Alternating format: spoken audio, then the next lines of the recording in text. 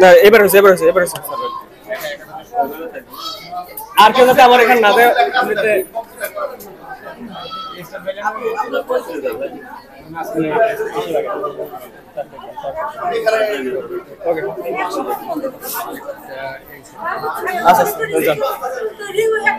ওকে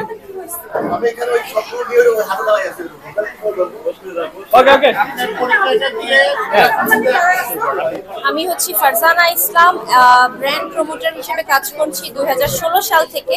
আমার follower Facebook পেজে 1.8 million. And এটা হচ্ছে আমার জুলিয়াস ক্রিয়েশনের সপ্তমবারের মেলা, সপ্তমবারই আসা, প্রতি বছরই আমি আসি, প্রতিবারের মেলাতেই আমি আসি তাদের মেলা প্রমোশন করতে। এখন পর্যন্ত কি কি ব্র্যান্ডের সাথে কাজ করছেন? বাংলাদেশের আলহামদুলিল্লাহ যত ব্র্যান্ডই আছে সবার সাথে কাজ করা হয়েছে, যত বড় বড় ব্র্যান্ডই বলেন। ইউনিলিভারের সাথে কাজ করছি, Singer Bangladesh, Walton Bangladesh, then Ponds Bangladesh, Fair and Lovely থেকে শুরু করে সবার সাথেই কাজ করা করছি, আরো সামনে করবো ইনশাআল্লাহ। এটাই। তবে আমরা মাঝে মধ্যে শুনতে পাই যারা ইনফ্লুয়েন্সার, যারা আছে একটু যারা ব্র্যান্ড প্রমোটার, তারা মাঝে মধ্যে অনেকের কাছ থেকে টাকা নিয়ে ঠিকভাবে কাজটা করে না, কিংবা ঠিক মতো সময় লাইভ করে না, এরকম অনেক আমরা কথাবার্তা শুনি। মাঝখানে এরকম একটা ঘটনা ঘটেছে, আপনি নিশ্চয়ই দেখেছেন, তো এই বিষয়ে কি বলবেন? আচ্ছা, আমি গত 8 বছরে না হলেও 8,000-এরও বেশি ব্র্যান্ডের সাথে কাজ করেছি, 8,000 লাইভ করেছি, ব্র্যান্ড হয়তো না 1,000-1,200 হবে। সো 8,000 লাইভে আজ পর্যন্ত আমার নামে কেউ কমপ্লেন করতে পারেনি যে make it up by Farzana Islam টাকা নিয়ে কাজ করেনি বা তাকে ফিরিয়ে দিয়েছে। হ্যাঁ হয়েছে, টাকা নিয়ে কাজ করি, যখন আমি দেখেছি কোনো হার্মফুল প্রোডাক্ট এনেছে, নকল প্রোডাক্ট এনেছে, আমাকে দিয়ে বলছে মিথ্যা একটা কথা বলে তাদেরকে প্রমোট করতে, সেটা আমি করিনি, টাকা ফেরত দিয়ে দিয়েছি। কিন্তু এর বাইরে আজ পর্যন্ত কেউ বলতে পারেনি make it up by Farzana Islam তাদের কোনো প্রত্যাশা ভঙ্গ করেছে। আমি আমার জায়গা থেকে সর্বাত্মকটা চেষ্টা করি ব্র্যান্ডের জন্য করতে, কজ ব্র্যান্ডরা আছে দেখি আমরা আছি, ব্র্যান্ডরা না থাকলে আমরা ব্র্যান্ড প্রমোটার হতাম না। সো ব্র্যান্ডরা আমাদের জন্য কিং। সো আমি আমার দিক থেকে সর্বাত্মক চেষ্টা করি, যদি কেউ এই কাজ করে থাকে তার উচিত আরো নীতিবান হওয়া, এটাই আমার প্রত্যাশা, আর কিছুই না।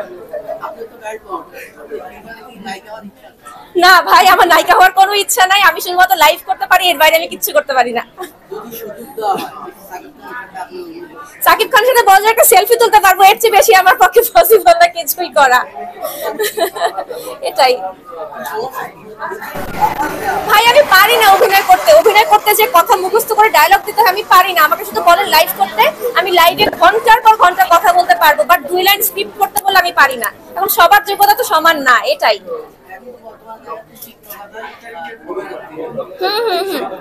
আসলে টিকটক করাটা কিন্তু অনেক কষ্ট, একটা গানের তালে লিপসিং করে ঠোঁট মিলিয়ে নাচা বা যে অভিনয় করাটা অনেক কষ্ট। ওইটা যখন মানুষ করতে পারে, একটা আইডিয়া হয়ে যায়, আচ্ছা তাহলে অভিনয় মনে হয় এভাবে করতে হবে, দ্যাটস ওয়াই তারা হয়তো করতে পারছে। অবশ্যই তাদেরকে অল দ্য বেস্ট যারা এটা করছে, বাট আমি পারি না ভাই, আমি টিকটকও ঠিক মতো করতে পারি না, আমি শুধু লাইভই করতে পারি। আমি একটা কথাই বলি। জি জি অবশ্যই। বর্তমান সময় ব্র্যান্ড প্রমোটাররা বিভিন্ন ব্র্যান্ডের সাথে যুক্ত হওয়ার পর যখন নিজের একটা ফেস ভ্যালু বা নিজের একটা পরিচিতি বাড়ে, ঠিক তখন একটা ফেসবুক পেজ খুলে, যখন ফেসবুক পেজের ফলোয়ার সংখ্যা দিন দিন বাড়তে থাকে, ঠিক ওই মুহূর্তে নিজের একটা ব্র্যান্ড দাঁড় করে।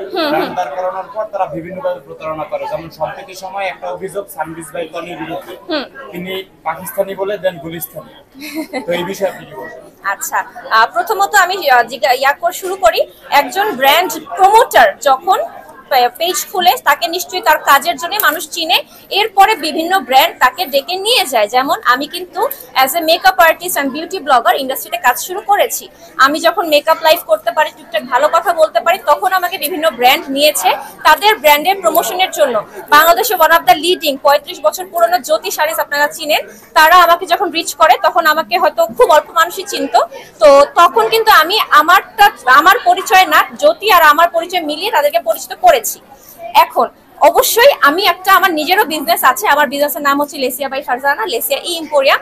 সেটা আমি বিউটি ব্লগার হওয়ার পরে আমার নিজের ফেস ভ্যালুতে দুটো ব্র্যান্ড ক্রিয়েট করেছি, যেখানে শুধুমাত্র আমার ফেস ভ্যালুতেই সবকিছু সেল করা হয়।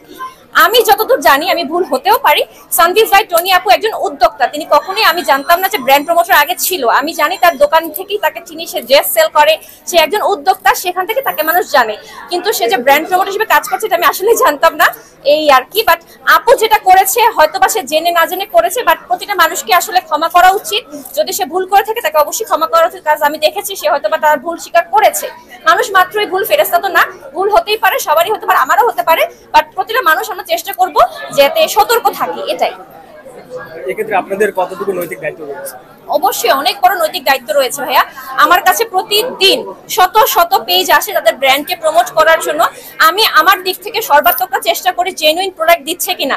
কেউ যদি আমাকে বলে আপু আমরা অরিজিনাল পাকিস্তানি দিচ্ছি, আমি চেক করি আসলে পাকিস্তানি কিনা, দেশি কিনা। যদি বলে দেখি, আমি দেখতেও চিনি, এত কাজ করলে মানুষ দেখলেও চিনে। আমি যখন দেখি দেশি বলে সে আমাকে পাকিস্তানি সেল করার চেষ্টা করছে, আমি লাইভ ক্যান্সেল করে টাকা ফেরত দিয়ে দিই, আমি করবো না। কারণ আমি আমার নীতিগত দিক থেকে ঠিক থাকছি। এখন অনেক সময় দেখা যায় যে মানুষ নীতিরা রাখতে পারে না, টাকার লোভে বা নতুন কাজ করছে বড় ব্র্যান্ডের লোভে পড়ে কাজ করে ইয়াতে করে ফেলে। বাট উচিত আসলে কাজের এই যে জিনিসটা সত্যবাদিতাটা ঠিক রাখলে আপনি বহুদূর যাবেন। ওই হুট করে দুই একটা লাইভ করে খুব ভাইরাল হয়ে গেলে ওইটা হুট করে যেমন হয় হুট করে পড়েও যায়, এটাই আর কি। হ্যাঁ, এটা আচ্ছা ভাই, ডাক্তারকে কি জিজ্ঞাসা করেন সে কত টাকা চার্জ নেয়? একজন ডাক্তার সে কত টাকা চার্জ নেয় একটা সার্জারি করতে, কখনো জিজ্ঞাসা করেছেন? তাহলে আমারটা কেন জিজ্ঞাসা করবে? অনেকের জানার আগ্রহ থাকতে পারে যে একটা লাইভ করতে আপনি কত টাকা নেন। বাংলাদেশে যারা কিনা ব্র্যান্ড প্রমোটার আছেন, আমার মতো ফলোয়ার বেস যাদের আছে 1.8 মিলিয়ন ফলোয়ার্স, আমার চেয়ে কম কেউ নেয় না। এটা আমি একদম লিখে দিতে পারি, আপনারা খুঁজে নিয়ে। ইনকাম আলহামদুলিল্লাহ ভালো হয়, 2 বেলা খেয়ে বেঁচে আছি আলহামদুলিল্লাহ। সর্বশেষ প্রশ্ন, জি, জি। তরুণ উদ্যোক্তা যারা আছে তাদের উদ্দেশ্যে কি বলবেন? তরুণ উদ্যোক্তা যারা আছে তাদের উদ্দেশ্যে একটা কথাই বলবো, নিজের কাজকে ভালো রাখুন। আপনি যদি কোনো পণ্য সেল করা শুরু করেন, পণ্যটা যাতে একদম ভালো মতো কাস্টমারের কাছে যায় সেটাতে খেয়াল রাখুন। নিজের কাজ, নিজের কন্টেন্টকে ভালো করুন, অবশ্যই আপনি ভালো করবেন, সফল হবেন। ভাইরাল হওয়ার জন্য নেগেটিভ কোনো কিছু না করে পজিটিভলি কাজ করতে থাকুন, অবশ্যই হবেন। আমি নেগেটিভ পাবলিসিটিতে বিশ্বাসী না। ঠিক আছে ভাই, থ্যাংক ইউ। হ্যাঁ,